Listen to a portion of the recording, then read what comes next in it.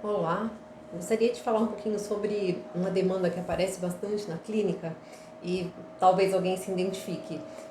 A gente trata das ansiedades em geral, né? E uma delas que é bem recorrente, aparece, causa um prejuízo significativo na vida, é a ansiedade social, também conhecida como fobia social. Ela é um medo marcante e persistente de situações sociais, de desempenho, de sentir como se fosse passar por uma humilhação ou por uma vergonha. Então a pessoa cria uma hipervigilância em qualquer coisa que precise fazer.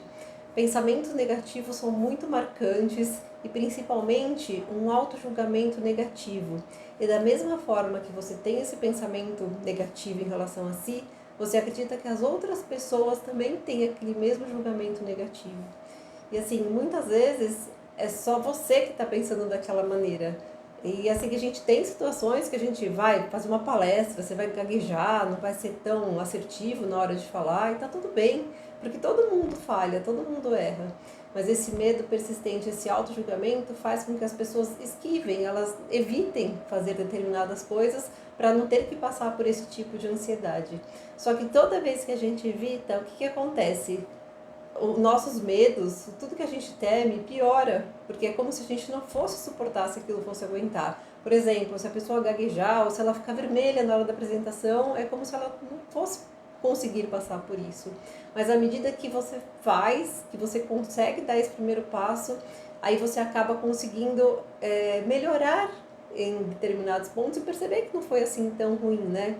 Uma coisa muito importante que a gente tem que pensar é que pensamentos são só pensamentos. Então, mesmo que eles passem pela nossa cabeça, é como se a gente tivesse um grilo falante aqui, né? Sempre, se a gente tem sempre uma narrativa dentro da nossa cabeça.